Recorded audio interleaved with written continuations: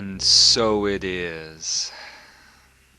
Greetings, my beloved brothers and sisters. I am Ekara.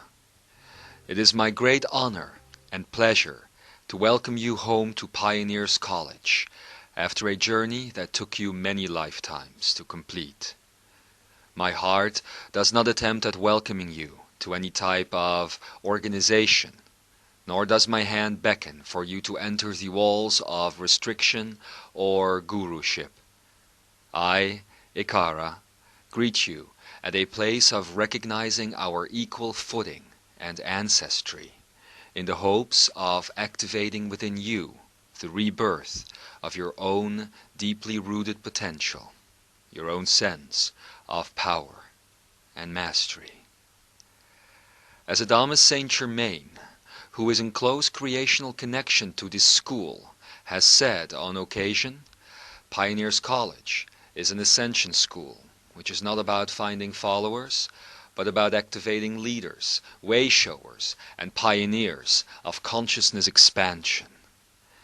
Next to Adamus Saint Germain and myself, this heartfelt outreach from us to you comes from so many that have walked beside you on the journey. But one who I would like to mention especially with regards to all of this is the beloved, the dearly beloved Ketumi Lal Singh, who, as always, often remains the quiet one when it comes to these things, but whose unrelenting enthusiasm is probably, if not definitely, the biggest driving force of this project concerning humanity's ascension into new energy existence. I do not believe I have ever met or entered into a process of creation with two beings that have a greater love for humanity's purpose, as I have witnessed in my passionate and co-creative embrace of Adamus Saint Germain and Ketumi Lal Singh. I felt it appropriate to at least mention this to all of you, and as I know that there are many connecting to these words right now that agree with the gratitude I am expressing, I invite you to take a moment to celebrate these beings along with yourself for the many choices they and you have made and continue to make on behalf of humanity and evolution on a personal and cosmic scale. That being said, of course, there are countless others that I will not mention in this moment, but that you will personally connect to during your experiences here at Pioneers College, as they will be sharing their wisdom, insights, love, and humor with you. This Pioneers College Ascension project comes about at a time of extreme change. Whether humanity is aware of it or not, everyone is going through intense shifts that are taking people out of their current life cycles. It is to be felt everywhere and by everyone, although many pretend not to and continue on with their day-to-day as though nothing is amiss. Everyone is aware of, but pretends not to notice, the elephant in the room, the man behind the curtain. Everyone is feeling uncomfortable about life right now in one way or another.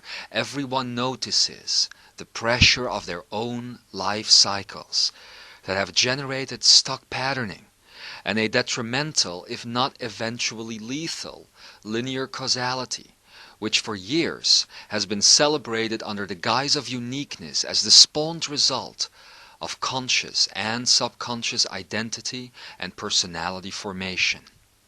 I do not have to remind you that these personalities that have become the core of what and who you think you are not real.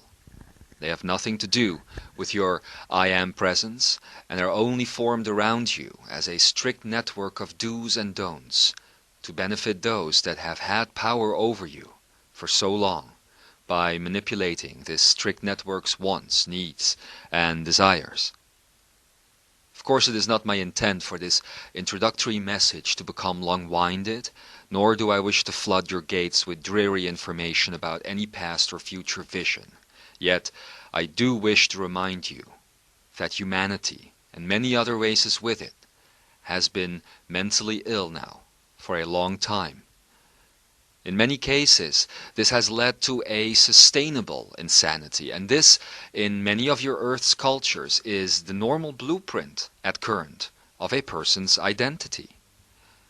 Many people have become entangled with a type of hidden but chronic form of manic depression, and most others are at least at the verge of a dysfunctional existence, either emotionally, psychologically, mentally, spiritually, or even physically.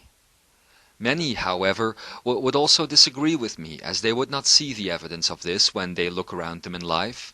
Yet I say to those that the evidence is right in front of them, but has been cloaked under a social veil of normality. It is happening right now, and it has been happening for a very long time, but I am here to say that it is not going to continue anymore, this mass mental disease. Life on Earth, and life on many other planes and places with her, has not always been the way it is now. I do not talk about a difference on a technological scale. I am talking about a scale of intelligence, and this may be a word you would not be expecting. Intelligence, which, over the course of the last 100 or so generations, has become the foundation of a mental prison system. I bring up this idea of intelligence because it is not only in mystic circles that these truths of unity versus illusion resound. Isn't it one of the leading intellectual brains in this dimension that you know by the name of Albert Einstein himself, who has said, and I quote, "A human being is part of the whole, called by us universe, a part limited in time and space. He experiences himself, his thoughts and feelings, as something separated from the rest, a kind of optical illusion of his consciousness. This delusion is a kind of prison for us, restricting us to our personal desires and to affection for only a few persons nearest to us. Our task, then, must be to free ourselves from this prison by widening our circle of compassion and to embrace all living creatures and the whole of nature in its beauty." Indeed, has humanity's very pride, ladies and gentlemen, namely intelligence, which supposedly sets it apart from animal life, become a doomsday device? If what Albert Einstein says is true, and it is one of the founding principles of this Ascension College that it is, then the very presence of a separating intelligence is part of the optical illusion of consciousness, as Einstein calls it, if not the reason for the illusion of separation itself. Einstein knew that the knowledge he was uncovering wasn't coming from him, nor was it miraculously discovered because of his larger usage of brain potential.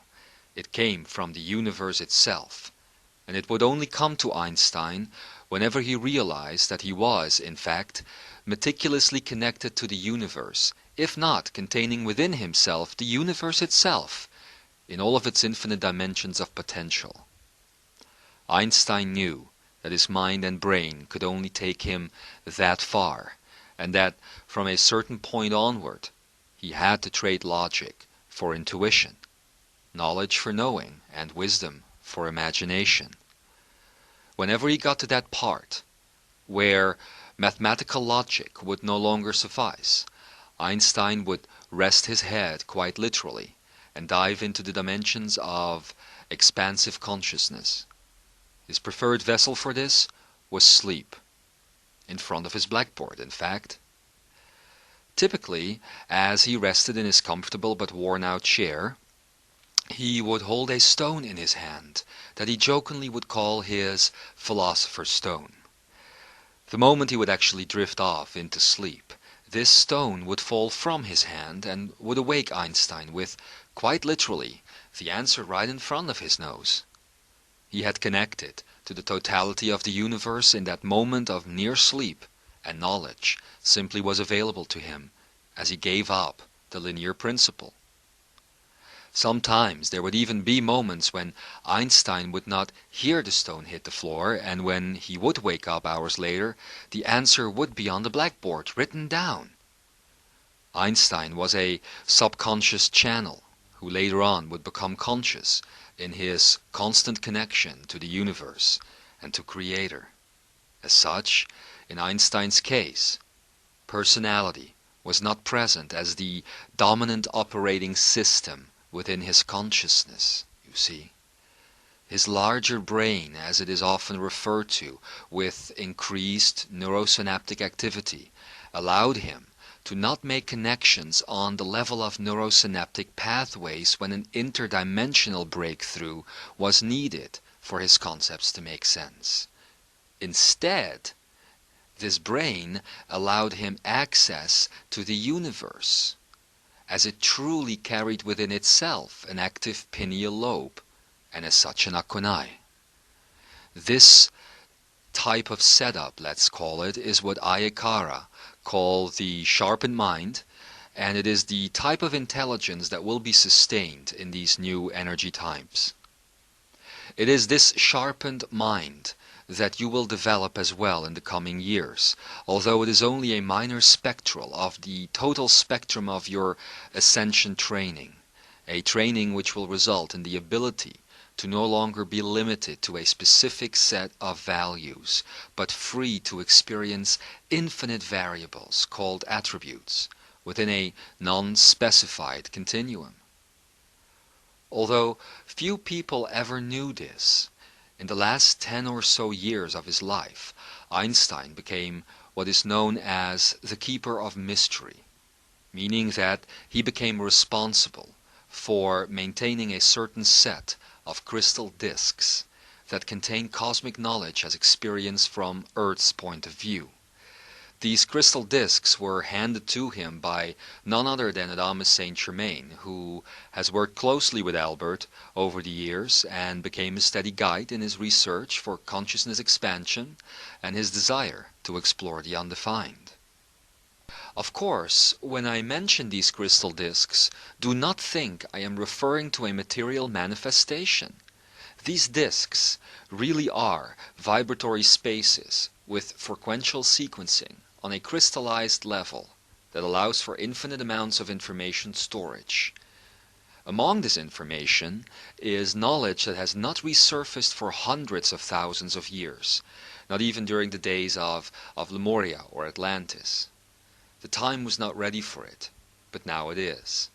Now all the masters of exploration, including you, have returned to Earth in all of her beautiful dimensions to take this unprecedented next step of quantum dimensional ascension. When Einstein left Earth at the end of his most recent incarnation, he did so with a fully activated akonai but a near dormant akene, and basically an almost non-existent Adonai. If you seek a better understanding of these principles and concepts, I refer you to the introductory talk and the first few parts of the Alchemy of Ascension series, which are available within the vibratory space of this college. The reason for Einstein's leaving Earth was for him to continue his exploration of self and to activate the two remaining power centers in his beingness, or essence. In the meantime, and with the cooperation of Adamus, Kutumi, Tobias, myself, and many others, Einstein has undergone the necessary interdimensional, interlaced experiences that have allowed him to put the finishing touches on his last life cycle in order to take control of these power centers, and now has kindly offered his services as teaching facilitator within this Pioneers College of Ascension. He is one of the teachers that you will come to know. I have, with his kind permission of course, used Albert's most recent life as an example of the opposite of personality-based intelligence, in the hopes of allowing you to understand more about the potentials that you currently possess. So, with all of that being said, let us now take a moment to dive deeper into the foundation and philosophy of all of this. Why have mystery schools been created in the first place? Why Were they a necessity? And why are they resurfacing now? To understand this is to understand the current situation of human consciousness, and that is what I would like to discuss right now, on a metaphorical level perhaps, but definitely based on current planetary, personal, and interpersonal affairs. The thoughts of the universe are yours. They always have been. In the course of the last several thousands of years, lifetime after lifetime, many have simply forgotten how to listen. No longer does one hear the silent voice of one's own true being radiating out. No longer does one observe the attributes of one's own thoughts. Instead, many listen to or get hooked on impulses that are generated by institutions, corporations, marketing schemes, and even governments, consciously and subconsciously so.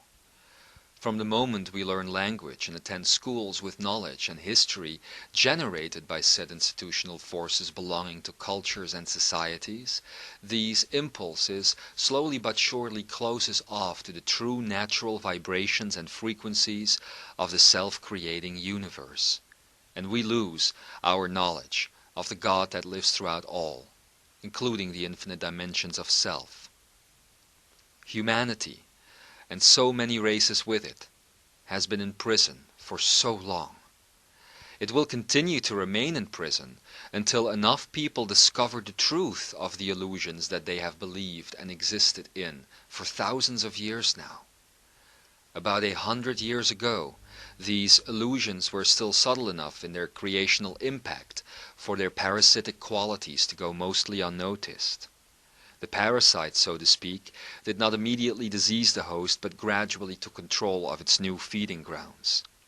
Now, these illusions have become so blatantly obvious that day after day I am amazed at those who do not see the illusionary construct in which they live their very lives.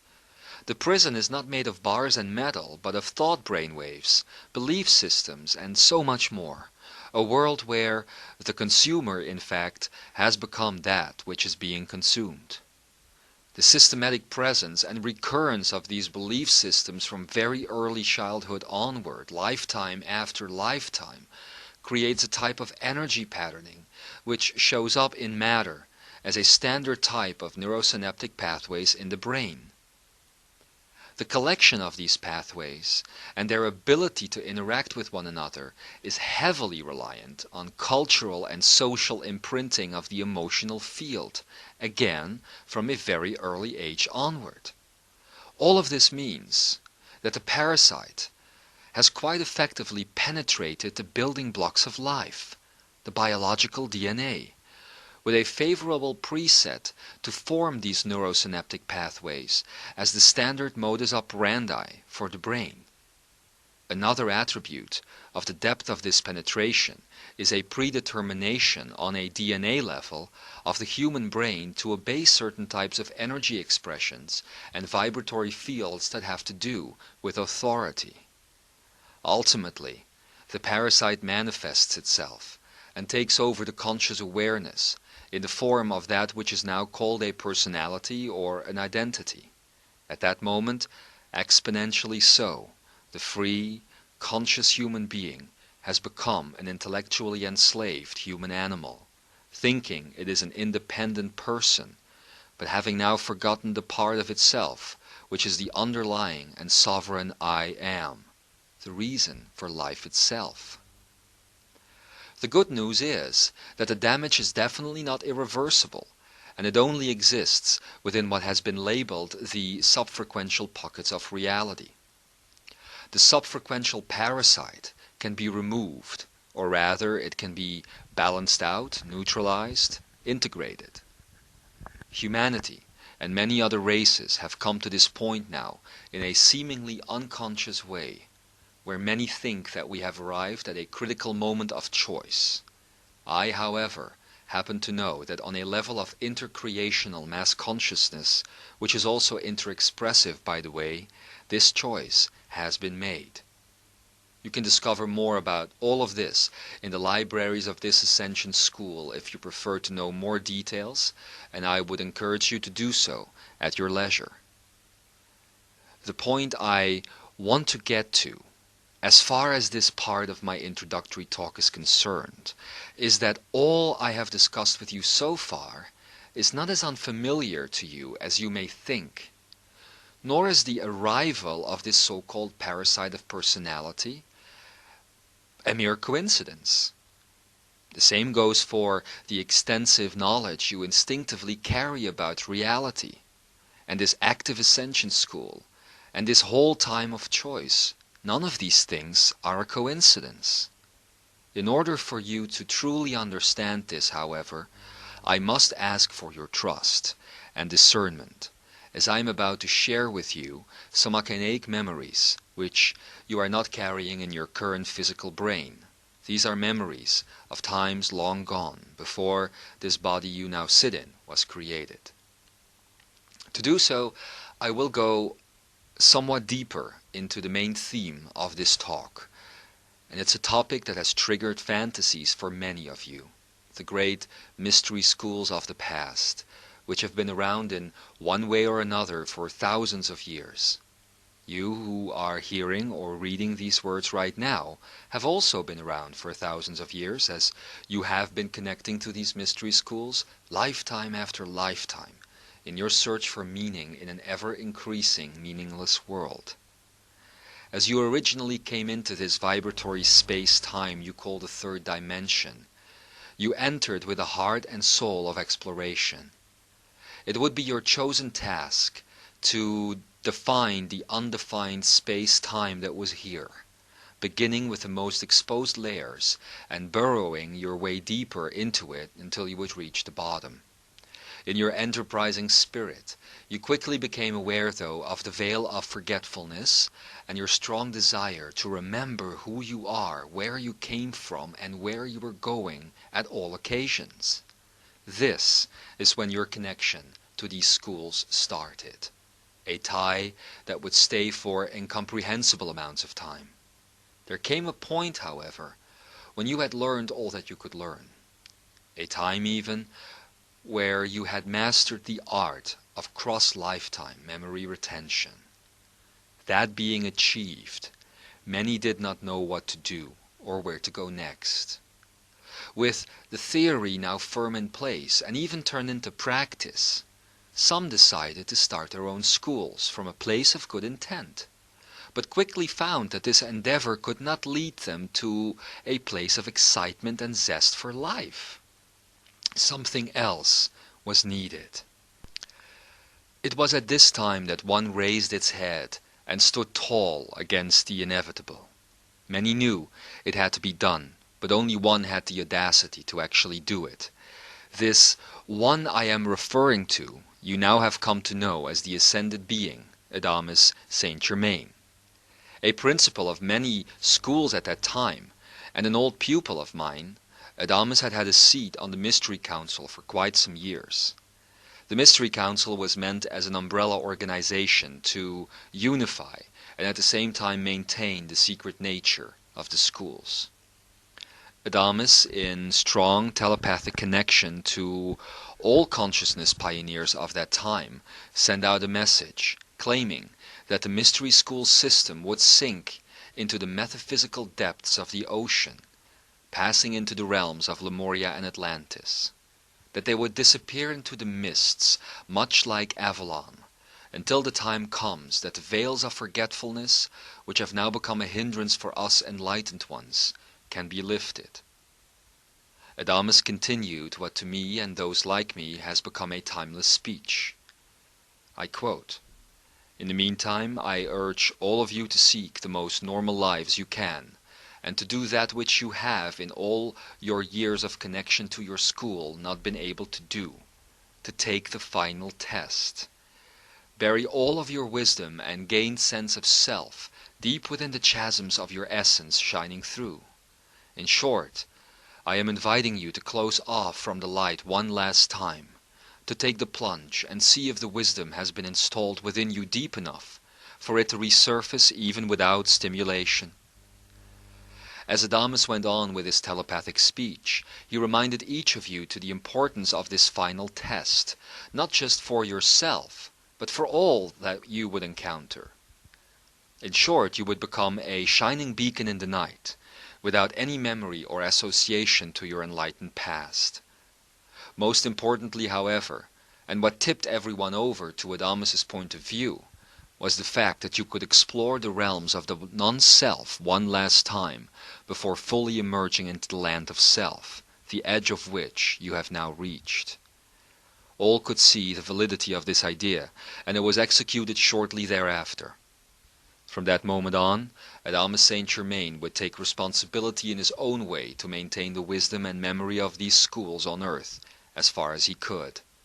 As he had already reached ascension status at the time of this happening, he opted to leave the human shell behind, as he believed he could be of the greatest assistance elsewhere, and joined the ranks of my realms.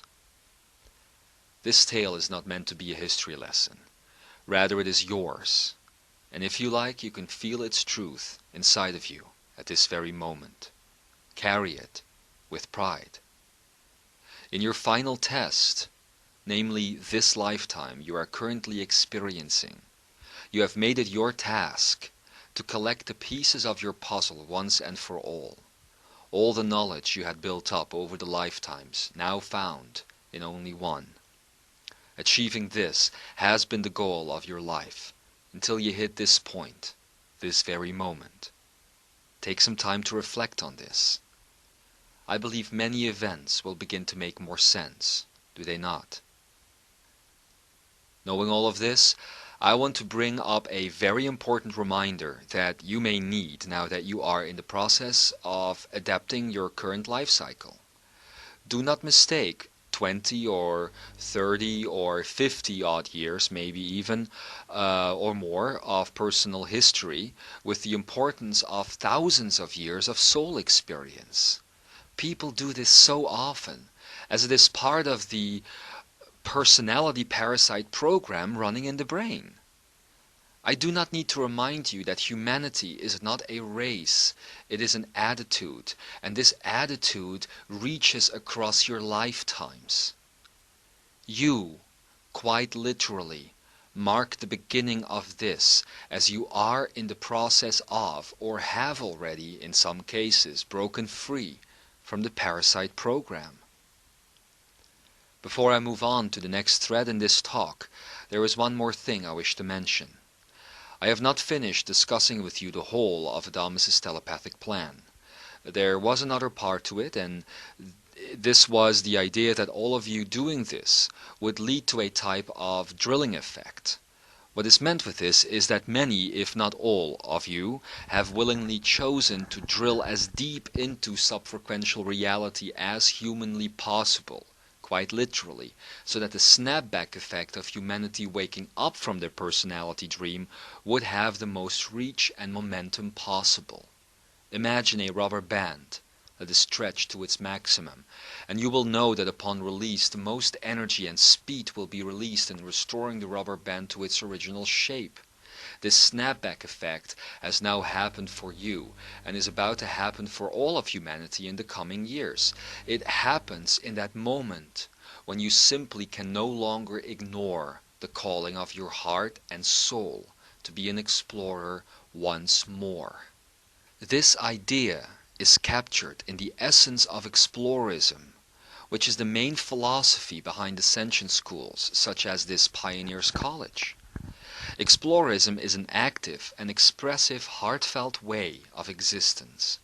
It is the act of defining the undefined.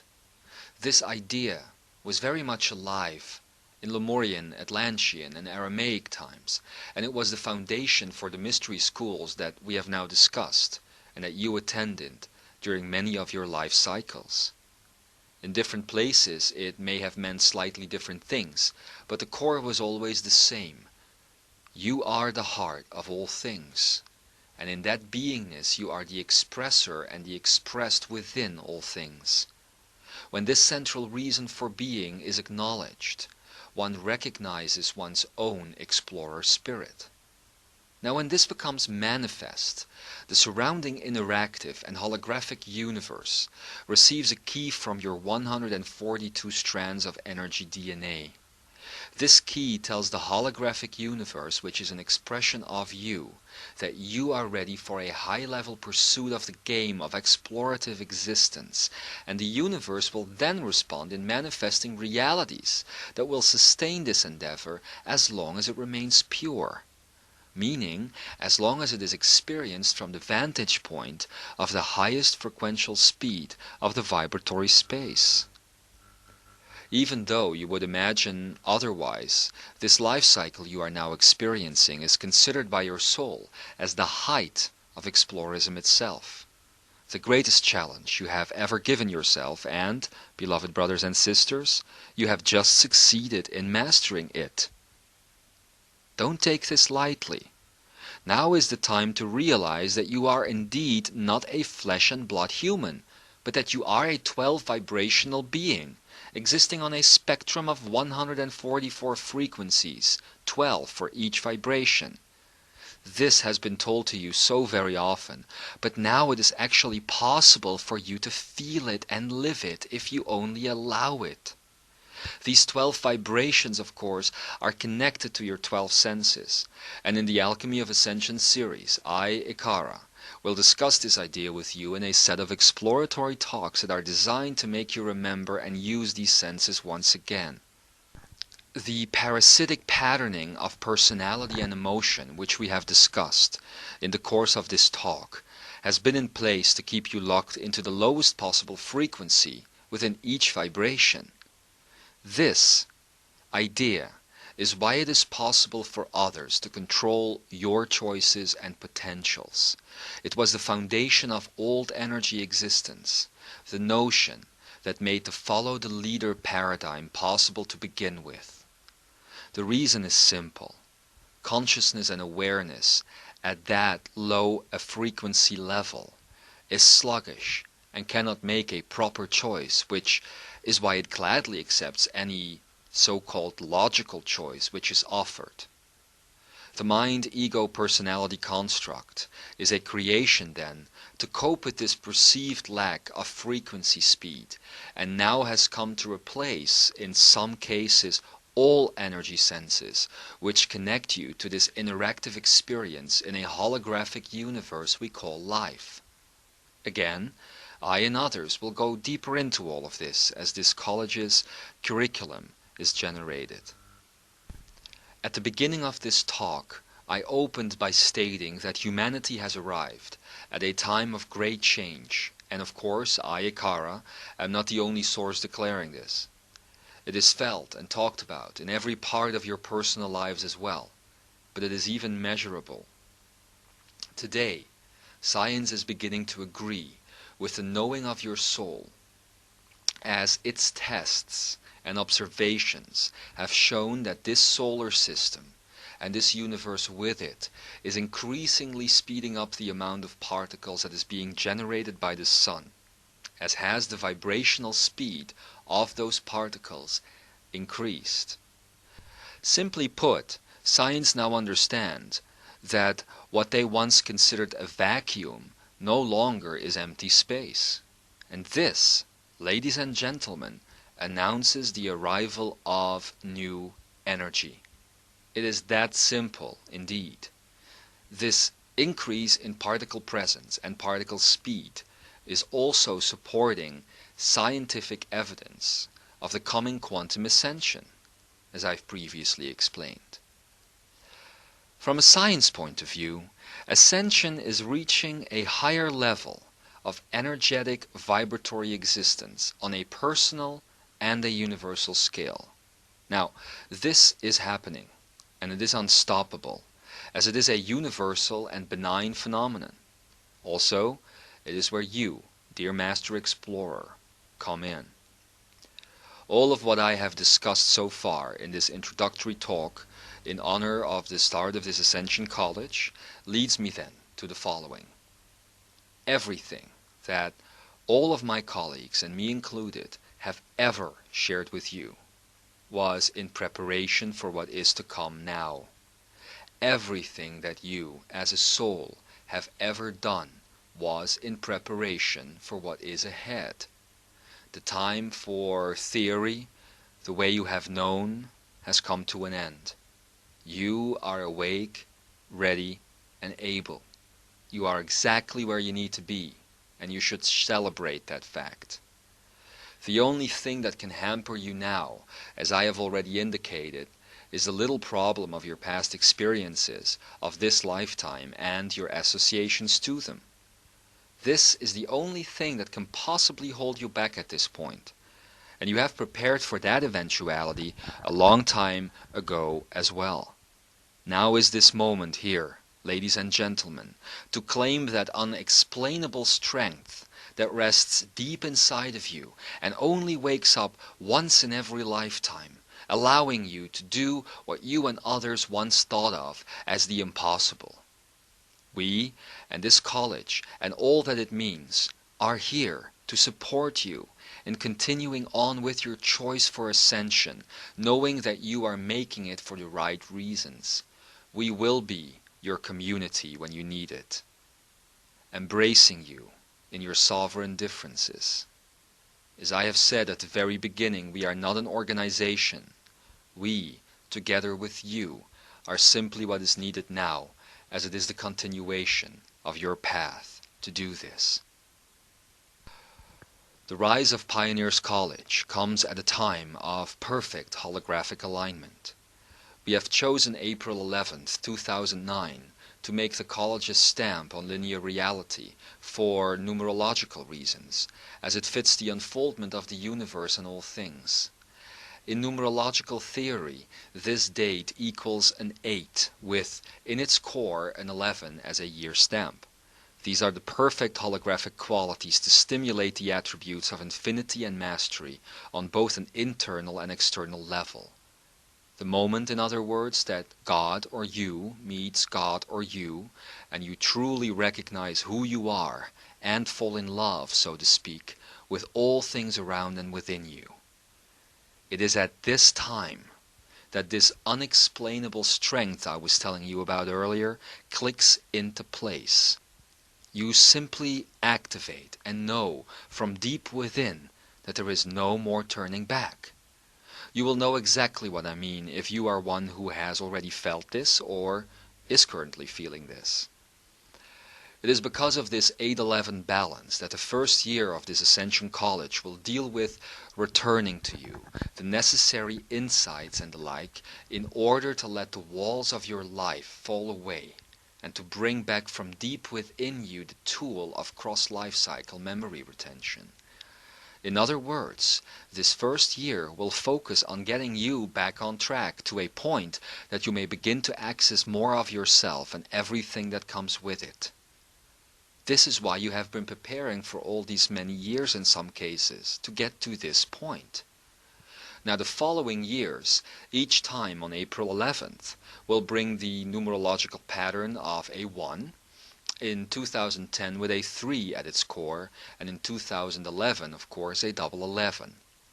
Finally, April 11th, 2012 brings the totality of this hologram with its numerological 1, a 5 at its core, and a total 11 as the essence of that core. Translated, this means that Pioneers College, holographically speaking, is about moving theory into practice, a feat which we believe to be most needed at this point. This 2009 curriculum year, which now truly kicks off with the release of this introductory message, will bring a build-up of previously unreleased theory, while practice and experience will move into your field of experience in a most gentle way. The 2 following years, then, will offer a gradual shift of focus as we move from theory to practice more strongly. These 2 years will bring the return to the 360-day sacred calendar, or the 360-degree full spectrum of life, and will be explored fully in the classes offered by the Achaenaic beingness known as Solaris. As this full spectrum returns, you will be taught all of those practical things that you always knew were possible, but could only experience as theory so far, such as portal travel, as will be taught by Lemurian of tachyonic service, etc. These things will become necessary, as your assistance as a teacher and ascended advisor will be needed by many come early 2012 and onward. Finally, with the advent of April 11th, 2012, we will leave all concepts of theory behind us and fully move into a practical expression of self, a pathway which will be explored more deeply as you fully move into cosmic time, as that which you now know in theory as an ascended being of light and life. After 2012, of course, not only the nature of this college, but the nature of all things will change to such an extent that there is little point in me discussing this right now. What is most important at this moment is that you realize that depending on your own choices in this very now, by April 2012 you can be at the stage of the game where you can truly assist in the great shift of December, which has been the goal of your growth and a moment of conscious choice on your path since the very beginning of your awakening prior to ascension anyway. To understand that on a soul level, this choice to assist and ascend at the same time is a passion that lives in the deepest core of yourself, is to truly comprehend the dear Albert Einstein when he made the statement that would end up being the core motto of mystery schools all over the cosmos, and I quote, "The life of the individual has meaning only in so far if it aids in making the life of every living thing nobler and more beautiful." Remind yourselves of this simple fact often in the coming 4 years of your journey with this Ascension College, for understanding it is understanding life itself.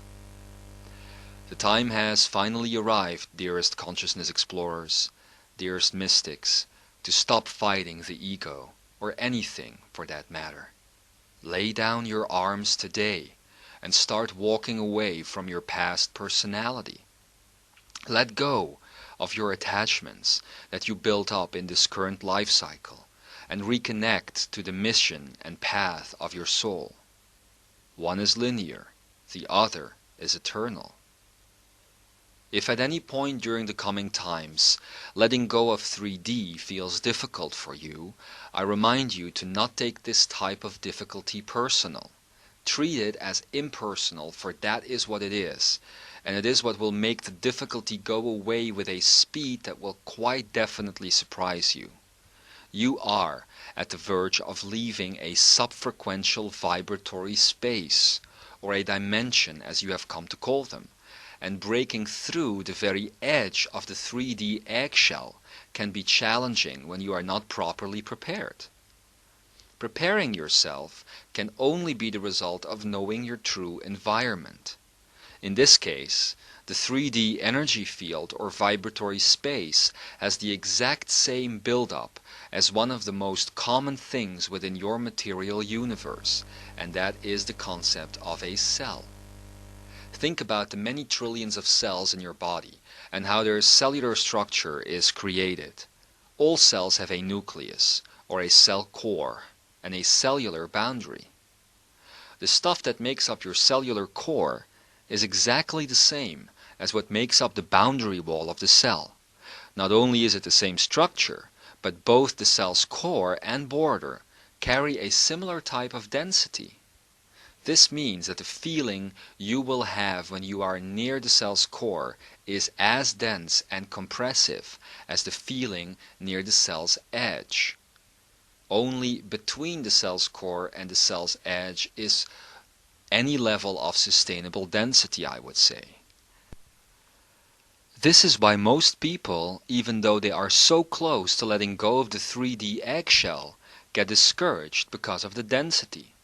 Most 3D people are somewhere in between these two great fields of density of the vibratory space that makes up 3D, for it is hardly impossible to exist elsewhere. Those that exist near this core would be considered the ones suffering extreme lives on this earth today. Most 3D inhabitants exist in between the core and the edge of the 3D cell, for that is where duality is the most acceptable. You, however, who have now moved near the very edge, are feeling that density which basically makes you blind. This is the exact reason why beings such as me are in your reality right now, to assist and to allow you to navigate blindly. Knowing this, you may understand some more of the workings of your 3D existence and where you currently are in moving beyond it. After these many words of mine have been spoken, written, heard, and read, one great scholar of consciousness, who was in fact connected to the very last mystery school on earth until the emergence of this one, and who goes by the name of T.S. Eliot, summed it all up when he wrote, "We shall not cease from exploration, and the end of all our exploring will be to arrive where we started, knowing that place for the first time." I have shared this space we have been in together with you as a sovereign being in the hopes of reminding you who you are. I have shared this time with you in this moment as an ambassador of love, joy, and freedom in the hopes of reminding you of who you are. As always, it is my greatest honor to be in this type of service and assistance, to be your eyes and ears for a while, as you move away from what you have known, to activate the totality of who you are, in the safety of knowing that we are here, and that you can rely on us, heavily if needed, for this is the true nature of what we mean to one another. It's what we have always done, and it's the reason why I call you my brothers and sisters. And so, I wish to end this opening statement of mine by sharing with you one of the many great Lemurian sayings. It is how we said goodbye a long time ago, at the end of your mystery school days, and, as we have sworn soul to soul, it is what we would say when finally, again, we would meet. Oya vizachi penchachaya. Ich karaya pirpavosh, koshai ambikaya. Until we meet again, eye to eye, may we beat as one heart in the womb of the Great Mother. I am Ekara, and I love you, and so it is.